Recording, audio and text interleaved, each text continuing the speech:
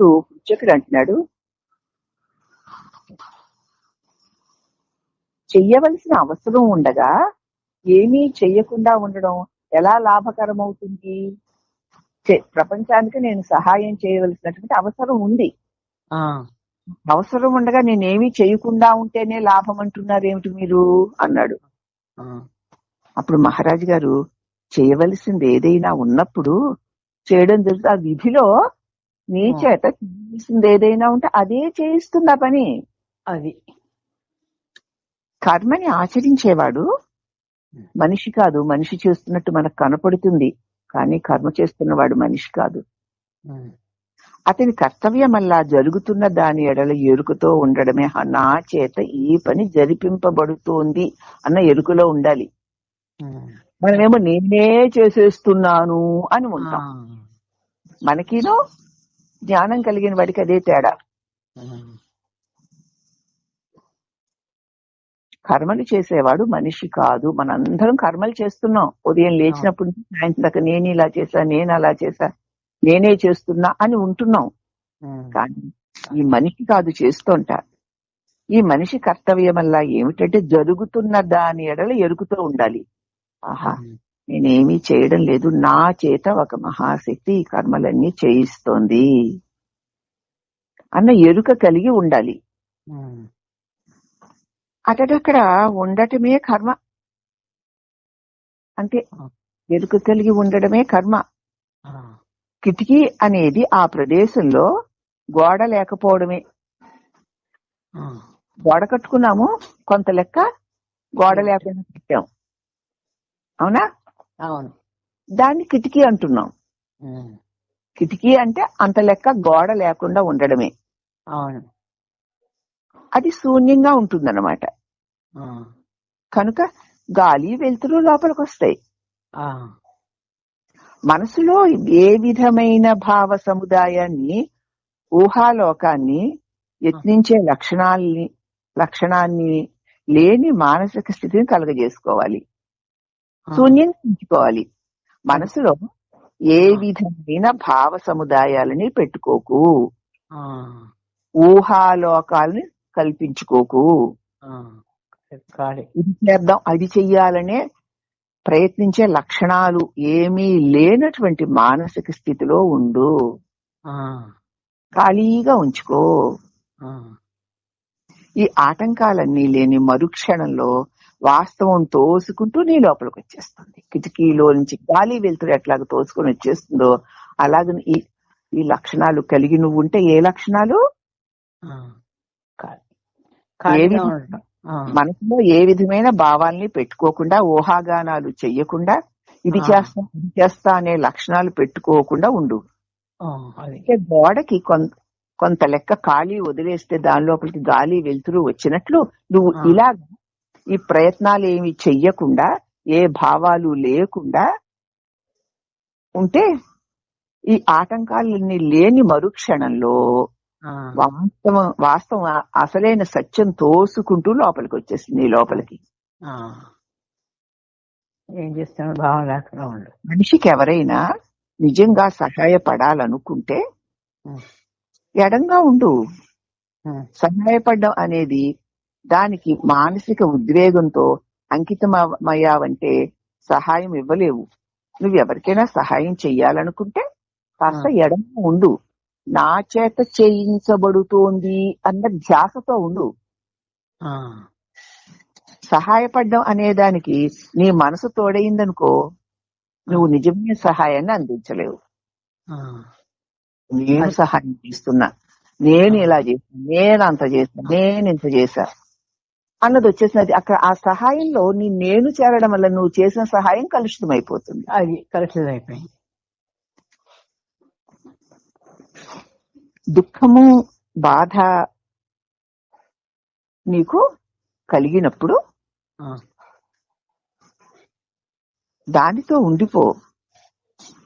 వెంటనే ఏదో ఒక చర్య చేపట్టాలని అనుకోకు. దుఃఖము, బాధ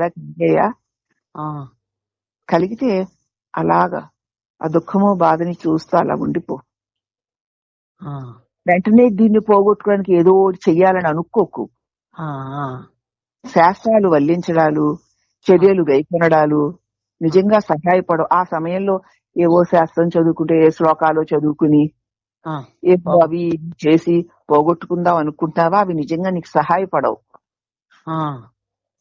దుఃఖం వచ్చినప్పుడు దుఃఖంతో కలిసిపోయి ఉండు అంతే.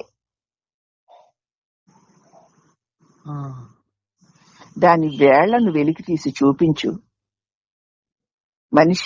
అవతలి మనిషికి అవగాహన కలగజేయడమే నిజమైన సహాయం. నీకు దుఃఖం కలిగినా నీ దుఃఖానికి మూలమేమిటో చూడు. వేళ్లతో సహా వెలికి తీసి చూపించడం అంటే దుఃఖానికి మూలం ఏమిటి, దుఃఖం ఎందుకు కలిగింది, నేను అనుకున్నట్టు అవ్వలేదు గనక, నాదన్నటువంటి వ్యక్తులో వస్తువులో పోయాయి గనక. అవునా? అదేనా కారణం? అవే కారణాలు. అప్పుడు ఏం చేయాలి మనం? ఇవి నావే, నేను తెచ్చుకున్నానా, ఇవి కలకాలము ఉండేవేనా? కాదు కదా. ఈ దేహమే శాశ్వతంగా ఉండేది కాదు, ఇవన్నీ దానికి సంబంధించినవి కాబట్టి ఇవి కూడా శాశ్వతంగా ఉండేవి కాదు కదా. అని నువ్వు నీ దుఃఖానికి దూరంగా వెళ్లిపోకుండా మూలాన్ని గ్రహిస్తే దుఃఖం దానికి అదే పోతుంది. అలాగే ఎవరైనా దుఃఖంలో ఉన్నప్పుడు నువ్వు వాళ్ళకి నీ దుఃఖ మూలాన్ని నువ్వు ఎలాగ తెలుసుకుని తొలగించుకున్నావో అలాగే వాళ్ళకి ఆ దుఃఖ మూలాన్ని తెలియజేయి. ఎందుకు జరిగింది కాబట్టి ఇది దుఃఖపడవలసింది కాదు, ఎలాగూ పోయేదే అని ఆ దుఃఖ మూలాన్ని వాళ్ళకు కూడా చూపించు. అవతలి మనిషికి చక్కటి అవగాహన కలగచేయడమే నువ్వు నిజమైన సహాయం చేసిన వాడు అవుతావు. వాడికి దుఃఖమూలం తెలిసిపోయింది. ఓహో, ప్రారంభంలో ఉండి రావాల్సింది వచ్చింది, పోతుంది. అదే కాదు, నేనుంటానా ఏమిటి? నేను ఈ శరీరాన్ని అనుకున్నప్పుడు నాకే శాశ్వతత్వం లేదు కదా. మరి ఇక నా వారన్న వారికి నాది అన్న దానికి మాత్రం శాశ్వతత్వం ఏముంది? దీనితోట అది పోతుంది. అది పోయేదే తప్ప ఉండేది కాదు అన్న అవగాహన నువ్వు కలిగి ఉంటే నువ్వు ఇతరులు కూడా అటువంటి అవగాహన కలగే చేయడమే నిజమైన సహాయము. నీకే ఇటువంటి అవగాహన లేదు, నువ్వు ఇంకొకరికి ఏం సహాయం చేస్తావు? దాంట్లో పొడి కొట్టుకోవడం. నిజమైన సహాయం చెయ్యాలి ఉంది అంటున్నావు కదా. కాబట్టి దుఃఖ మూలాన్ని నువ్వు వెతికి చూసి లాగేసుకోగలిగితే ఇతరుల దుఃఖ మూలాన్ని నువ్వు తీసేసుకునే ఉపాయం చెప్పగలుగుతావు. అదే నిజమైన సహాయం. అప్పుడు ఆ పుస్తకుడు అన్నాడు, కాదండి, నా మరణం దగ్గర పడుతుంది రోజు రోజుకి. ఎవరికైనా అంతే కదా. ఒక్క రోజు గడుస్తుంటే మరణం దగ్గర పడిపోవడం లేదు, దగ్గర పడుతోంది అన్నాడు ఆయన. అప్పుడు మహారాజ్ గారు అన్నారు, నీ శరీరానికి తగినంత కాల వ్యవధి లేదు, కానీ నీకు కాదు కదా. నీ శరీరం ఎల్లకాలము ఉండలేదు గాని కాబట్టి దానికి మరణం వస్తుంది గాని నువ్వు సదా ఉండువాడివి కదా, నీకు మరణం ఏముంది? కాలము దేశము అనేవి నీ మనసులో ఉన్నాయి. నువ్వు వాటి చేత బంధితుడివి కాకు. కాలము దేశము మనసులో ఉన్నాయి. ఆ మనసు శరీరంలో ఉంది. అవునా? అవునవును. ఆ శరీరంతో పాటు ఈ మనసు ఈ కాలదేశాలు కూడా పోయేవి, కానీ నువ్వు పోనివాడివి కదా. కాబట్టి నీ మనసులోని భావాలకి ఈ క్షణభంగురమైన దేహానికి నీవు బంధితుడు కాకు. నిన్ను నువ్వు అర్థం చేసుకో. నువ్వు సదా ఉండువాడవు, నువ్వు నిశ్చితుడవు అని నీ నిజ స్వరూపాన్ని నువ్వు అర్థం చేసుకో. అదే శాశ్వతత్వం అని తెలుసుకోగలుగుతావు. నువ్వే శాశ్వతం, ఇక్కడ నీవు తప్ప అన్యమేది లేదు. ఉన్నా అది ఉండదు. నేను సదా శాశ్వతునై ఉన్నాను అన్నదాన్ని నువ్వు చక్కగా అవగాహన చేసుకో. ఇక చీకులు, చింతలు, భయాలు, బంధాలు, చావులు, మృత్యులన్నీ తొలగిపోతాయి. కాబట్టి కాలము దేశము నీ మనసులోనివే తప్ప నువ్వు కాదు అన్నటువంటి అంశాన్ని చక్కగా విశ్లేషణగా చెప్పారు మహారాజు. దేశకాలాతీతమైన ఉనికికి తాను ఉన్నట్లు తెలియదు. దేశము కాలానికి అతీతంగా ఉన్నదానికి నేనున్నాను అని తెలుసుకోవాల్సిన పని లేదు గనక ఉన్నది అదే సత్యము. ఆ సత్యమే నువ్వు నేనున్నానని నువ్వు తెలుసుకోక్కర్లేకపోయినా ఉన్నావు. ఉన్నానని తెలుసుకుంటే దాని వెలుగులో అన్ని ఉన్నట్లు కనపడతాయి. నువ్వు ఉన్నట్లు కనపడే వాటి మీద భ్రమ చెందుతావు. అది ఈ ఉన్నట్లు కనపడే వాటికి ఆధారం ఏమిటా అంటే నేనున్నాను అన్న ఎరుకే. ఈ నేనున్నాను అన్న ఎరుక ఉన్నాను అన్న దానిలో ఉంది. ఉన్నానన్న దానికి నేనున్నాను అని అనుకోవలసిన అవసరం లేకుండా ఉంది.